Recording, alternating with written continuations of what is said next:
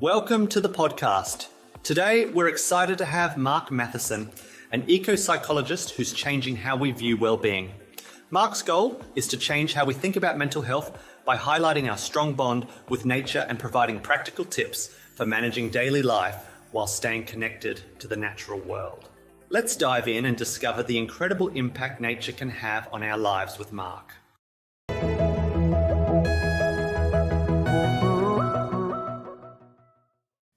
Hi guys, hey, welcome to the podcast today. Today we're talking with Mark Mathieson all the way from Victoria. So I actually feel like the last couple of months we've been speaking to know everyone's been American and been on the podcast recently. So it's good to talk to another Aussie, and Mark's a bit like me, but semi-off-grid. So living on solar and batteries and still have the grid connected. So that's pretty exciting. But Mark here to tell us a bit about his journey and what he specializes in today. And I suppose a lot of the things Mark wanted to touch on today and really help out what I've experienced over the years with our customer base, and the thing I've seen with a lot of people off grid. A lot of people do get depressed. I've seen marriages break up. It's just all too hard. And there's a lot of things I've heard over the years with your podcast and your book and things like that you've talked about, I think could really relate and help our customer base and people listening to this podcast of making that transition to off-grid journey. Just remember, we're all human and we face challenges every single day. So, mate, take it away and tell us a bit about yourself. Awesome. Thanks, Mike. And look, thanks for having me. Great to talk about some of these things. And look, I think I try and often use myself as a bit of a way of telling a story, I guess, about this whole field, because it can eco-psychology sounds a bit, mystical and perhaps a little bit esoteric for many people. And what I can say from the outset is I'm as mainstream as most people in Australia. So I grew up in a normal suburb in Melbourne. Went to a normal state school. Was interested in sport. Decided to go to uni and study sports psychology because that's a pretty Aussie thing to do. Certainly a way of getting a uni degree. Studied psychology at Monash, which is a big uni in Melbourne, one of the big unis in Australia. So very, very sort of conventional upbringing. Nothing terribly strange or unusual about that. Studied sports psych at uni, did that for about 10 years. It takes about 6 years, and I took a bit longer because I was too busy surfing and doing all those things that young guys do. And towards the end of that, realised that it's really hard to make a living in sports psychology in Australia. Certainly back in the 90s, which is when I was sort of finishing up. Not a lot of elite athletes make a lot of money. There's a small card at the top, and most of them spend it on coaches and other things, and sports psych certainly feature well down the list. So had a young family, was thinking, all right, well, what am I going to do to pay the bills? And of all things, I decided to join the army. So the army in Australia has a psychology corps, which is a group or an organisation of uniformed psychologists who do ostensibly some sort of organisational psychology, so HR, I think advanced HR.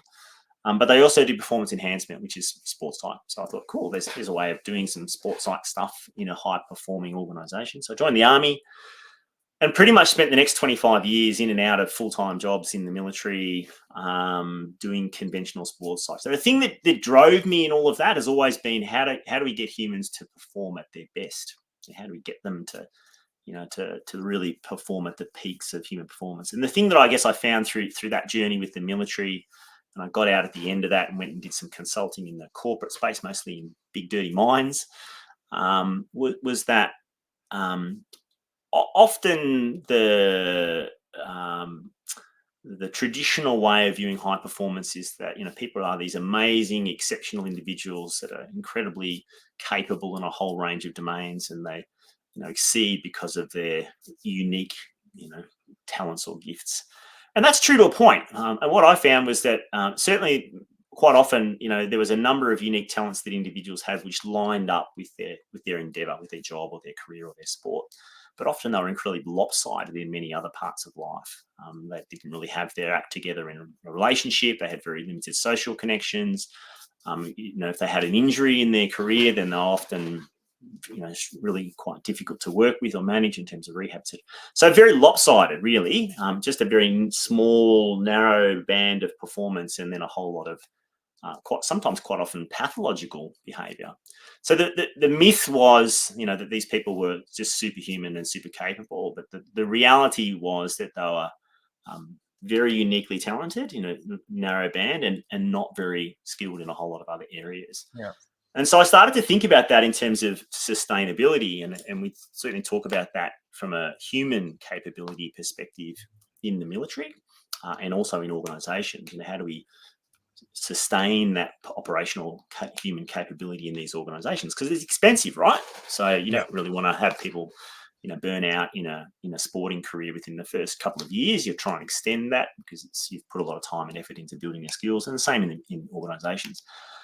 And the simple truth was that often we couldn't do that. People were incredibly unsustainable in their capacity to deliver those skills over long periods of time.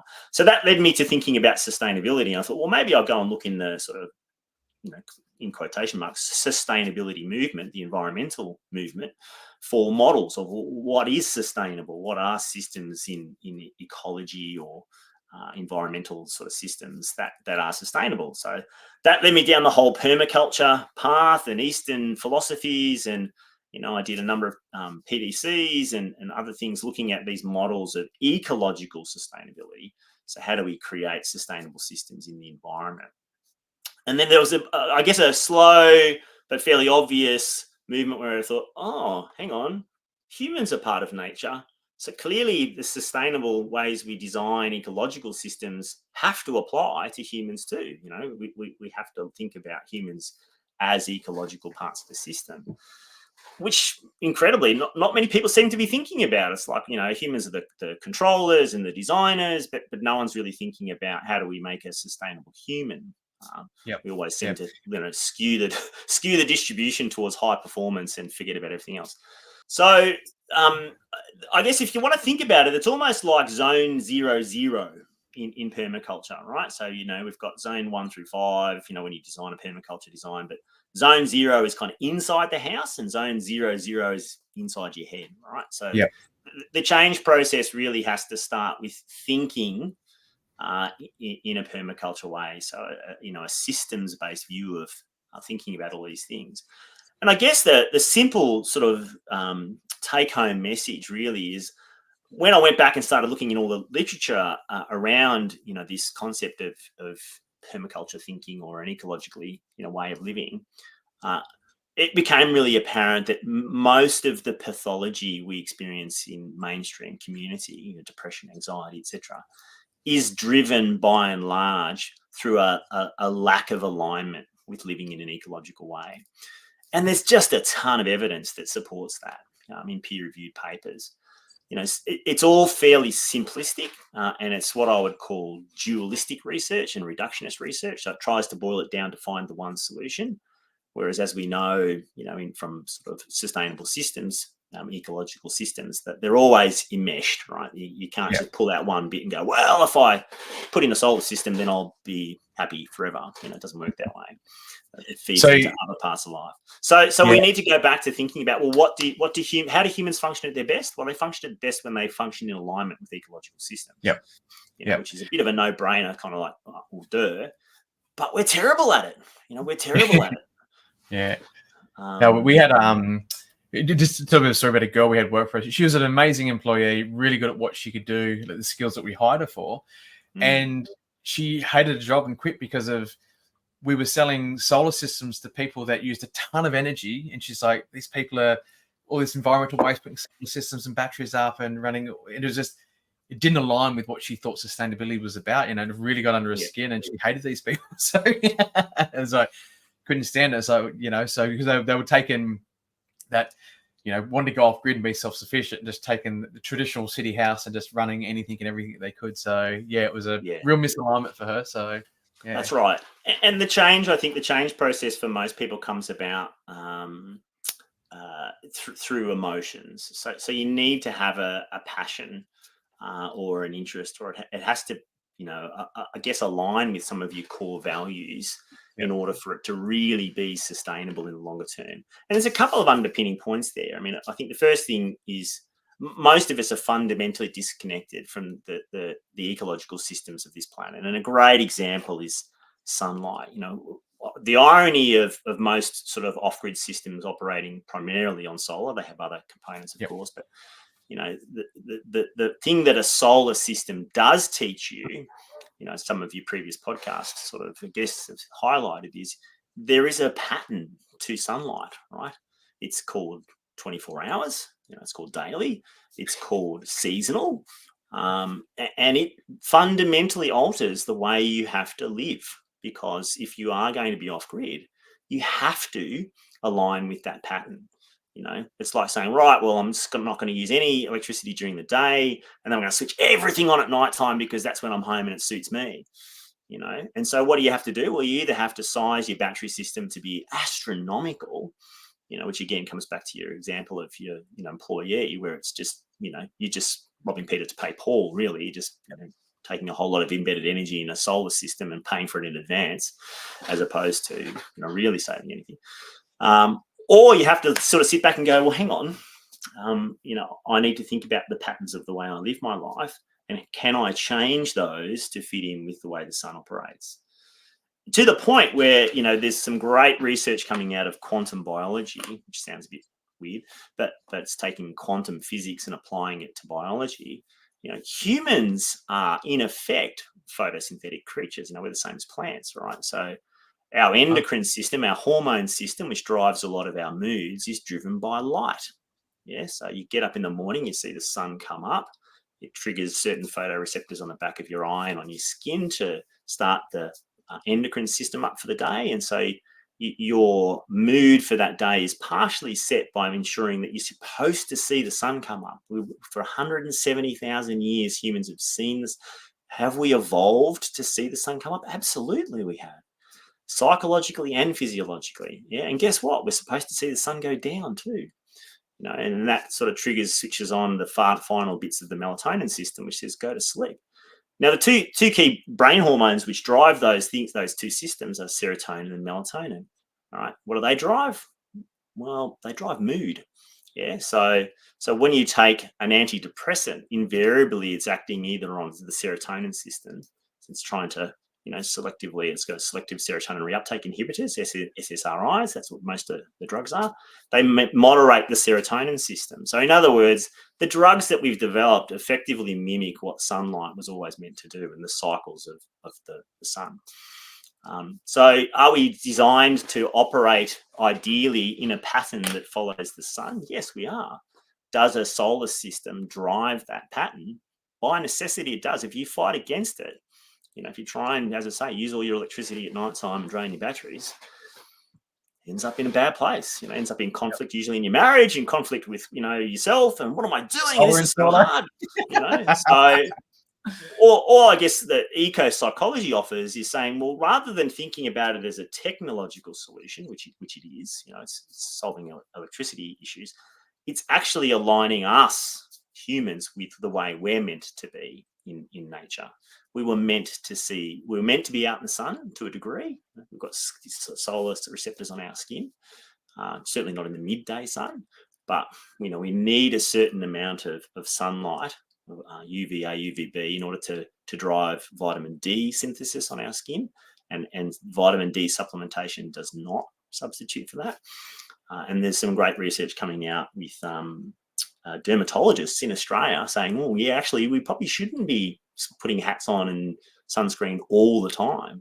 It's actually now contributing to vitamin D deficiency, but also to probably to some of the mental health issues we're seeing, because we're not getting enough sunlight.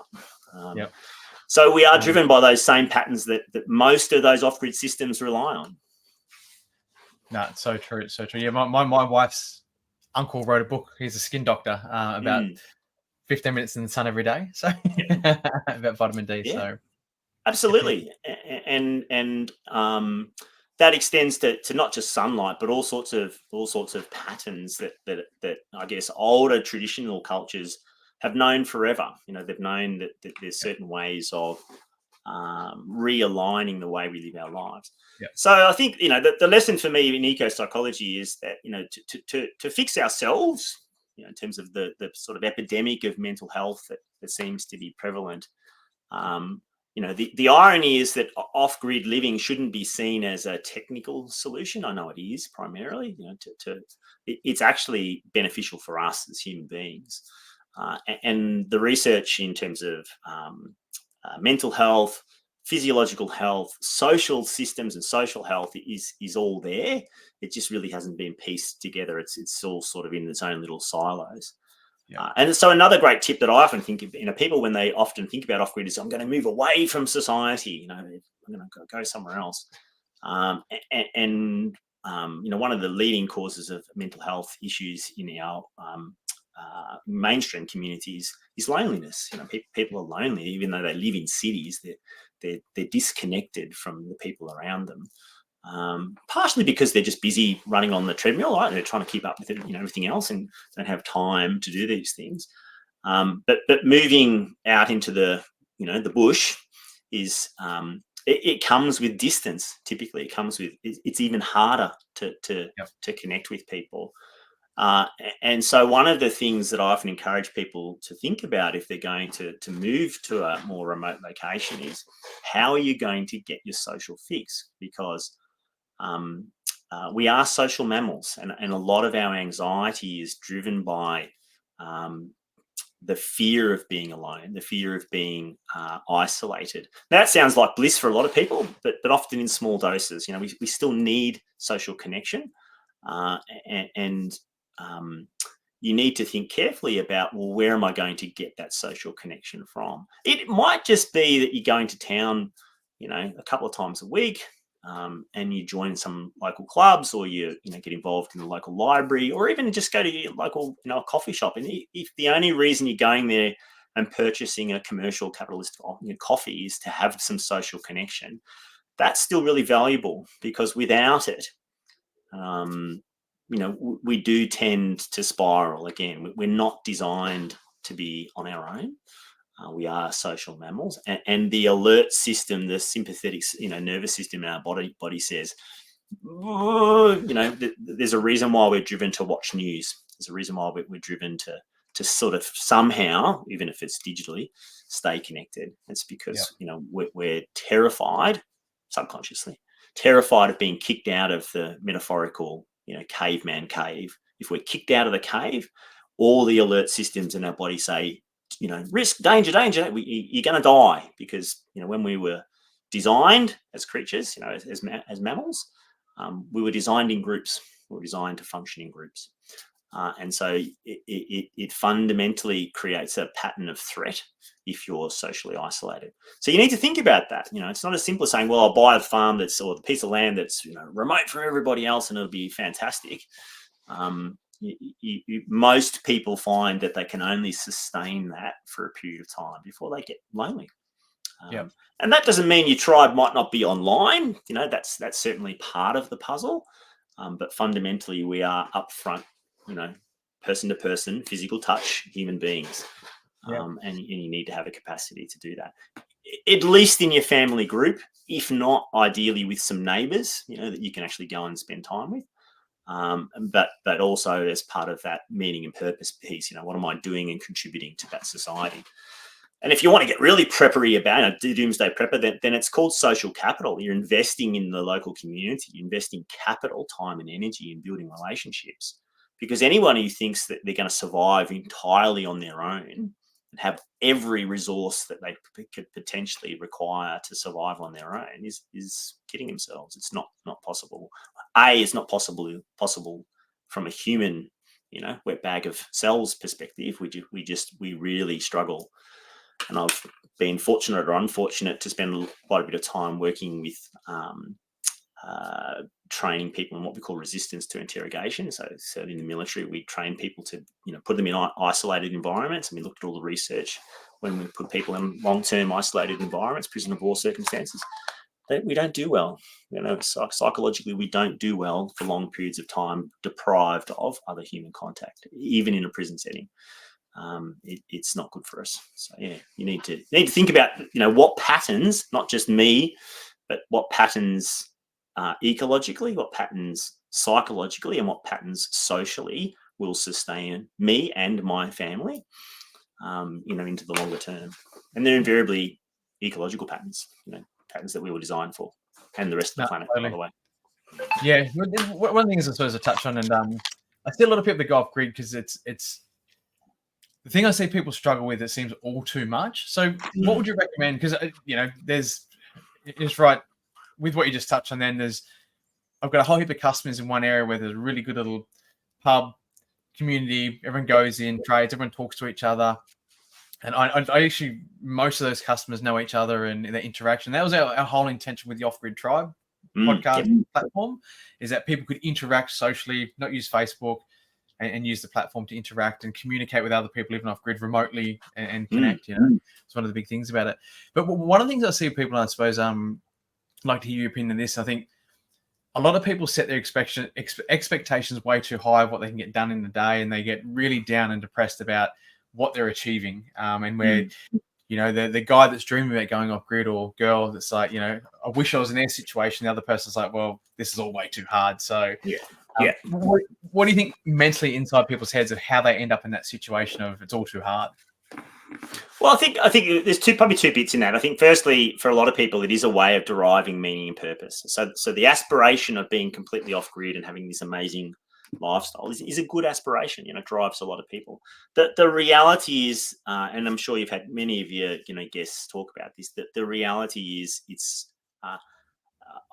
we've been kind of acculturated over the last 50 years to operate in what I would loosely call beyond the design parameters of a human body, right? So and a human mind. And a good example of that is it's not a very pleasant example, but warfare, modern warfare now operates at such a speed that it is beyond the capacity of most humans to keep up.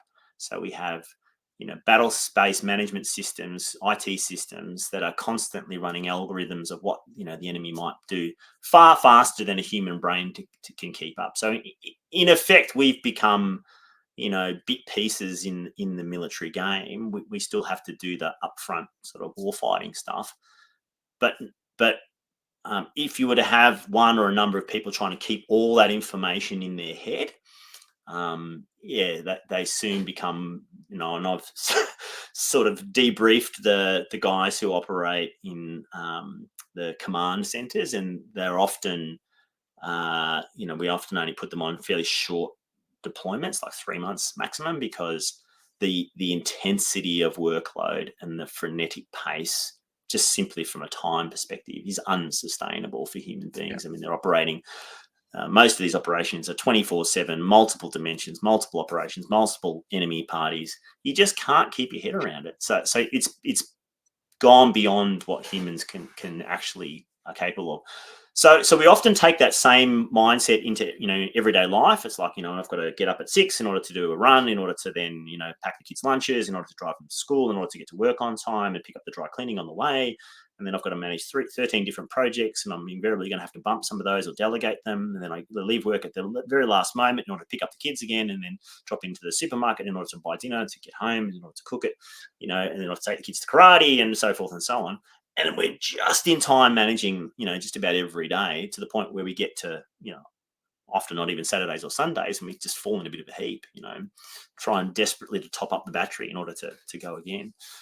And I think because so many people now come from that framework from birth, they take the same framework into an off-grid lifestyle. It's like, cool, I'm going to do all this. I'm going to grow the veggie garden over there. I'm going to get chook straight away and sheep straight away.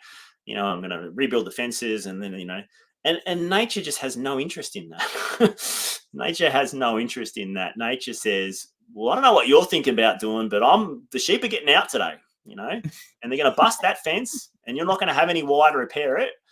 And so you can just fight that, or, you have to learn to slow down to ecological pace, which ironically is human pace, So a great way of perhaps explaining it, I heard a story with great respect to our, Indigenous First Nations people. I'm telling a story about an Indigenous gentleman who, so the concept of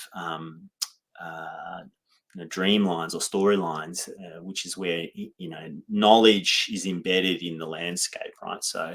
So there's certain flowers that come out at a certain time, and they indicate, or they line up with the fact that the kangaroos will be grazing in a certain part of the landscape, because of this time of the year and the impact of temperature.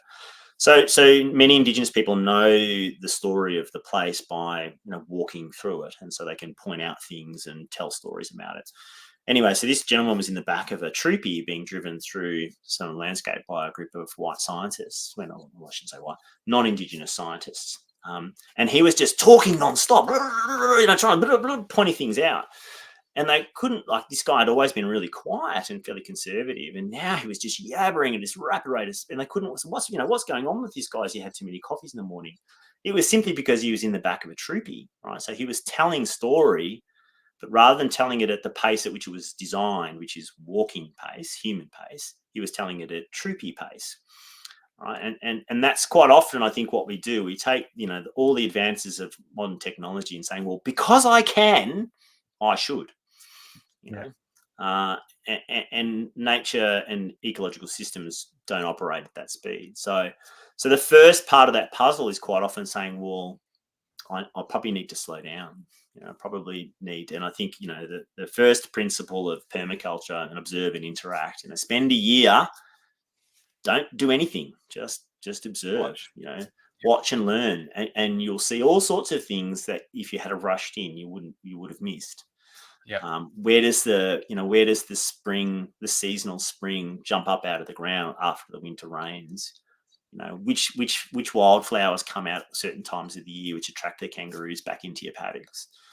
And hence, where do you need to build your fences, and how high do you need to build your fences? Where do the sheep prefer to graze? Where do they congregate in summer? Under which trees do they like? Et cetera, et cetera. Now, all that seems like, it's lost in the mist for the first 12 months, I'd say. You don't really even notice it until it's probably the second year. The sheep are back there again. That's interesting. But all of that forces you to slow down. And if there's one thing that I think modern culture is terrible at, it's slowing down. We're not very patient, and a lot of that is driven by fear of missing out. If I don't get it done now, then I'll be 2 years behind. And that's quite misleading, I would say. It's probably a part of elder wisdom that we've lost. So it would be the elders who came in who said, nah, just you go and watch the kangaroos for 6 months, and then you go and watch the wildflowers for 6 months, and then you come back and you tell me what you've learned. And then, you decide where you're going to put up your tent. And so what we're finding, as you would know, is that, everybody's sort of starting from fresh. There's no elders in the community anymore sort of getting us to slow down and observe. We're just sort of going, oh, it sounds cool. I'll put a solar system in and pigs and cats and then you end up in this chaotic, overwhelm, but just in a new system that's chaotic. Yeah, totally. Yeah, I feel like just touch on that is over 55 villages. I feel like there's all that knowledge getting shoved in a corner that's not getting passed on. And I think, so I'm a big fan of communities, off-grid living, because it's that I always think about from a business point of view, where it always was always the family name as the business, and then it was father and son combination, and I always think about those carpenters or electricians I've ever worked with before, where their dad was their mentor. They're just so amazing of how they learnt what they did, and I suppose that the dad's put a lot more effort in because it's a son and the handing down legacy into a business. So I think a lot of that knowledge and wealth these days, and especially like in the industry we're in with apprentice electricians, I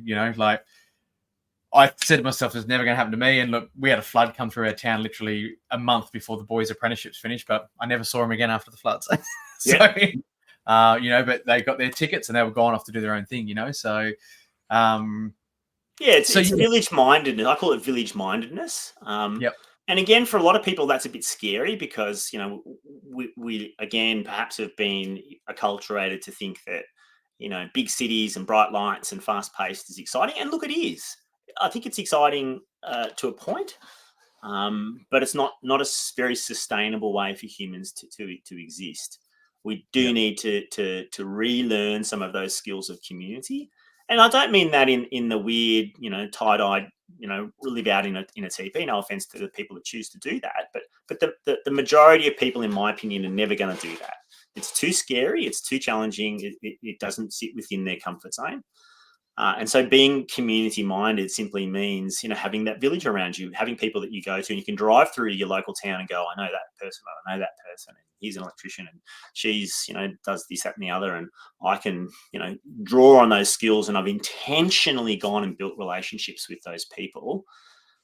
Because they're genuinely people in my community, and it's nice to have, friends, but they're part of my village. I need to connect into those things in order to have that reciprocate back to me.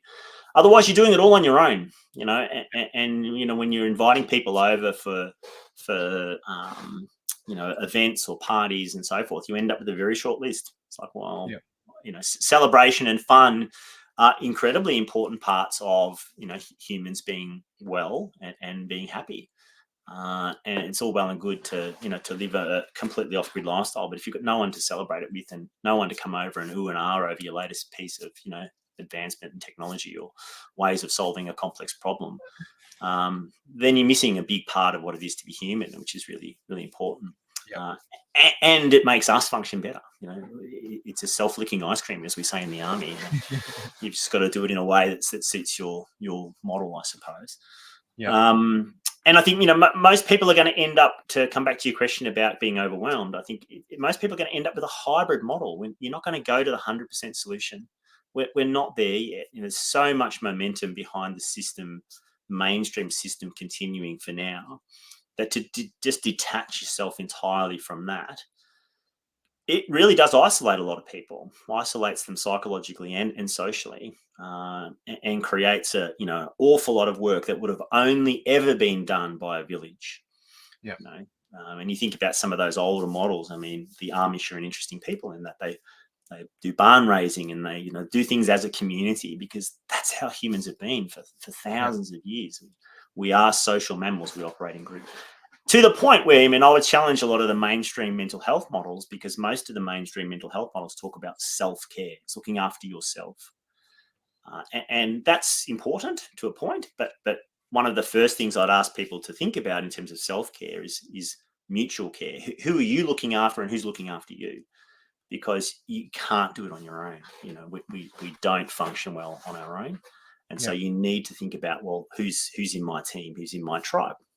Who's going to look after me, not just technically and solve the problems and turn up and give me the manual labor, but who am I going to lean on and ask for solutions, or just feel like I'm on the journey with somebody, so that I'm sharing that process with.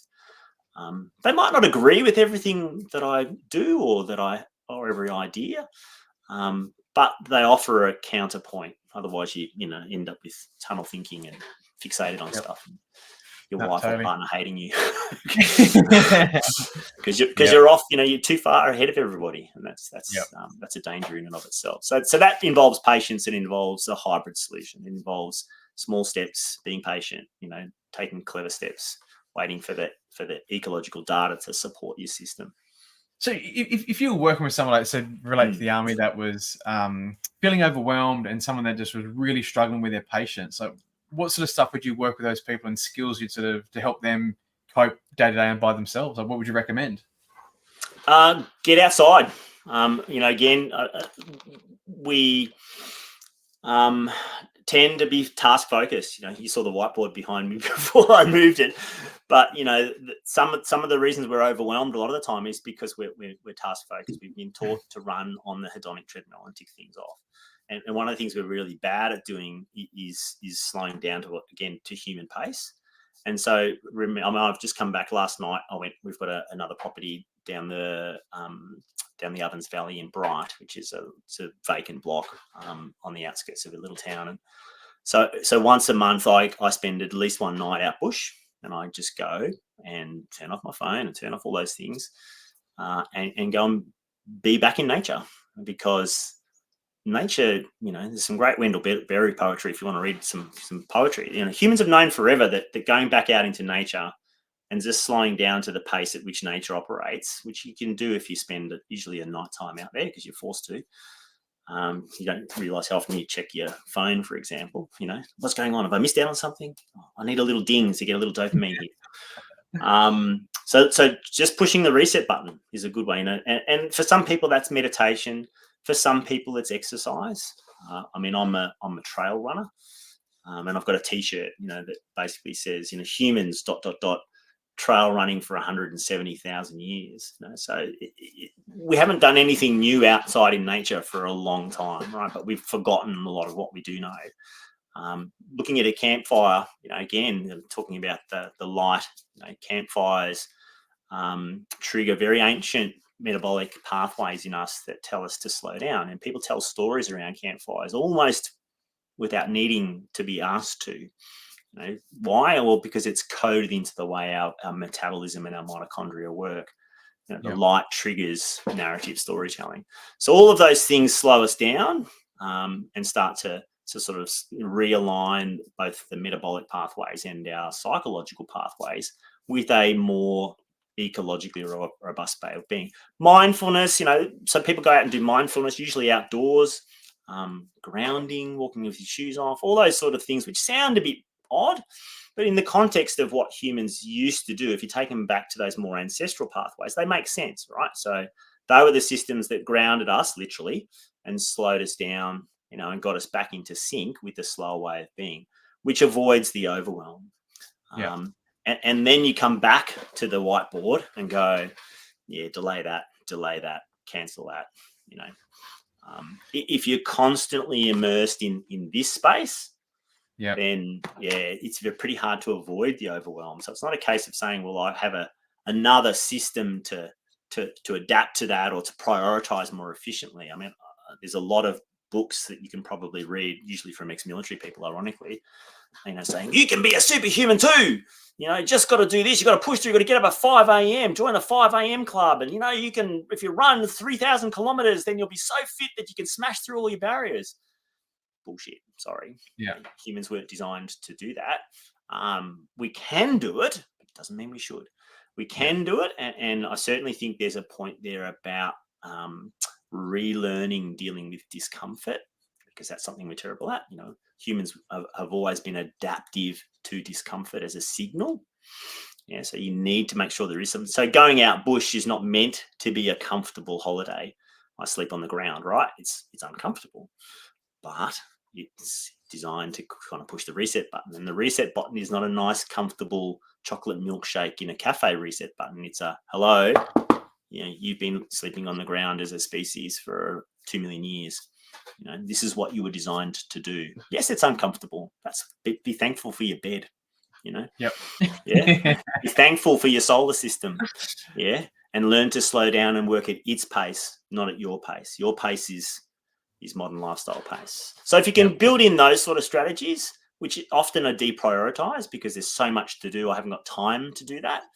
But again, if you go back to older communities, they often had those systems built in order to keep the equilibrium. And then capitalism said, no, you can just buy it. You can just buy the solution. I call that the moron solution. I mean that more on. So you put more. You solve the problem of having too much to do by doing more. I'll download the latest app, which gives me a checklist of things to do, and now I've got to spend time updating the app.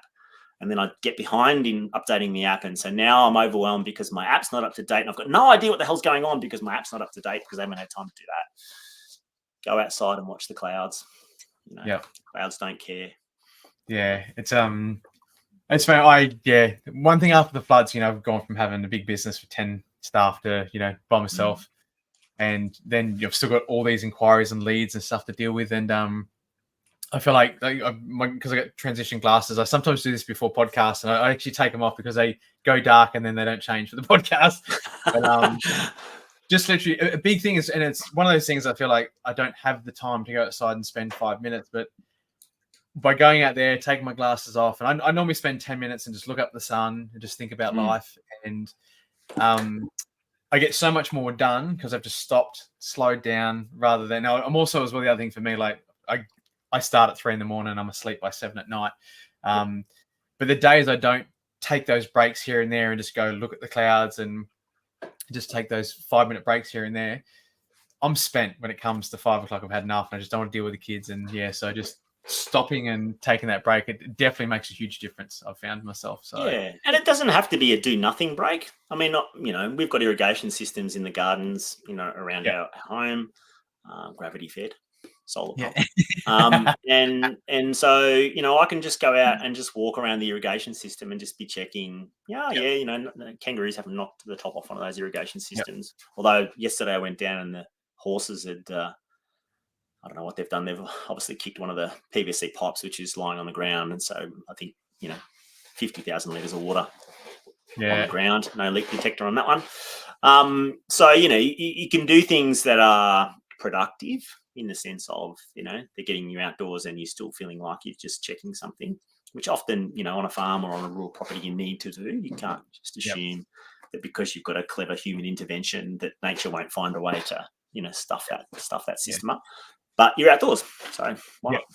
Yeah, and so with on that, like I think we'd probably go down the path. I think the story people sell themselves, and I've listened to a bit of your stuff, and chopping firewood that you're exercising and doing it different ways and things like that. So, what about the story? Because I think that's the biggest thing. I feel like with customers I've dealt with off-grid customers over the years, they get overwhelmed because of the story they're selling themselves in the head, because it's about, I need to get that done because I need to get that, rather than, so what would you under there? But yeah, the changing the narrative inside your head of the reason you're doing that task.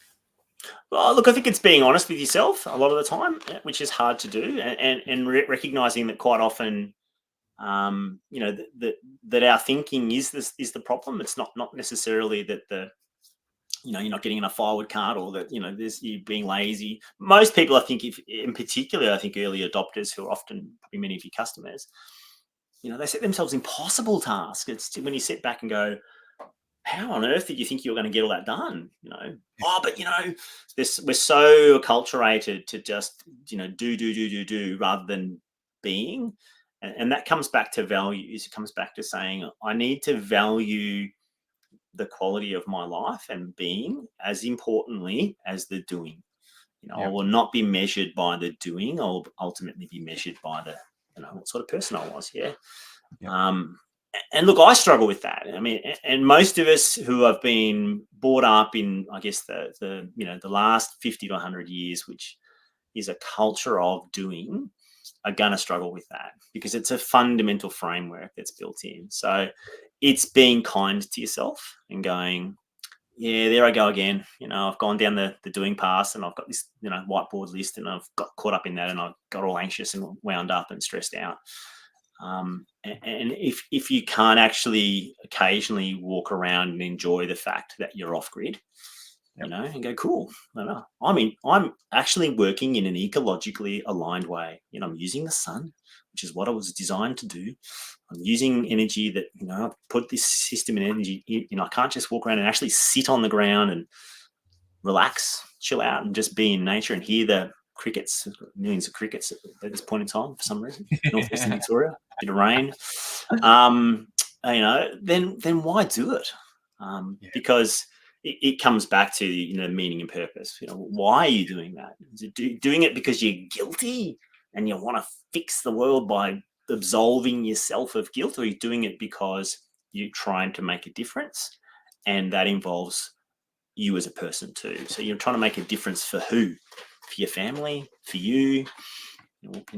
So I think get a mentor, talk to other people who've been on the process before you, recognizing that you don't need to necessarily follow all their advice. It's going to be tailored to your location and your lifestyle and your wants and your wishes. And then really fundamentally build in strategies that you have to adhere to and value to sustain the system, which is sustain that in a way that is generous and kind. Humans are capable of amazing good. Often we think we aren't. We think we're evil and selfish and so forth. And the solution is to go off grid and get away from the humans. But often it's a small tipping point. Where you can get people to. I've seen humans do amazingly compassionate, warm-hearted things in war zones. from people that you would not think would do it. You think that they are hard, evil, bad, robust people, but often it's those challenging environments which brings out the compassion in people. So you've got to give yourself permission to be that, and sometimes that can only be done in a social context. So get some people involved. They might not know that they're involved, but great example. We've got grapevines and cider trees here, so invite your family and friends up to help you pick grapes. Give them some wine and some cider to go home with. Suddenly they've learned a whole lot of stuff about being out in nature that they've probably forgotten, about how nice it is, for your kids to run around and, they're eating half the grapes and so forth and so on. So you provide them with those little solutions, little opportunities. A, it's social interaction for you. B, it gives the whole thing meaning and purpose. Why am I bothering with all this? I'm bringing community and family into it, making it really, and C, it often allows you to go, oh, this is why I'm doing it. I can relax a little bit. I don't need to have every technical solution under the sun straight away, as long as I've got that richness, which recharges our battery more than anything else. And I think it's people get so focused on the end destination, and that's going to make them happy or change life. And it's just like, enjoy the journey. Absolutely. The journey is all we've got. The destination is dead. That's where we're going. And of course, I guess bringing it back to some positive psychology research in psychology, there's a difference between hedonic happiness and eudaimonic happiness. So hedonic happiness is the smiley stuff. Our LinkedIn profiles, we're always smiling. It's not, everyone knows that it's not a real smile. You're smiling for your portrait, right? Or you might find a good photo of yourself. You definitely looked at my photo, didn't you? Just happened to be smiling. Right, but that's hedonic happiness. It's the happiness that you get when you buy something in the shop for a fleeting period of time. When you go home and pay for it, it's like, oh, okay, well, that's sat on my bedside table for 3 weeks now. I'm not interested. So that's hedonic happiness, and none of us really want hedonic happiness at the end of our life. We don't. We think that's what we want. What we really want is eudaimonic happiness. Eudaimonia is Latin for contentedness. We want to feel like I was a good person, not perfect, but a good person who tried really hard, who cared for the people around me, who had as little an impact as possible, and hopefully maybe even left, maybe not the world, but my community or my family in a better place than where I started. That's what we want. We want to die content. Yeah. So contentedness doesn't come in a cereal box with a smiley face. It comes with being kind and allowing yourself to have, the capacity to experience that. And in being intentional about creating it. And we used to know how to do that. We all humans knew how to do that for a long, long time. It's really only been in the last 100 years we've forgotten how to do that, with a little bit of help from capitalism and, big corporates that are profit driven. Nothing wrong with profit, but, it's a case of ultimately, how do we bring that back down to a human level and a human pace? So a lot of people talk about time and space in your podcast. All these sort of off-grid lifestyles involve more time and more space and resources than most people think, and we're no different. You've got to be kind to yourself. Takes a bit longer than you think, and if you can be intentional about that, about designing the zone 0-0, how am I going to look after myself? Let's not leave it to potluck, because nature will kick me in the ass. And that includes mentally, psychologically. Yep.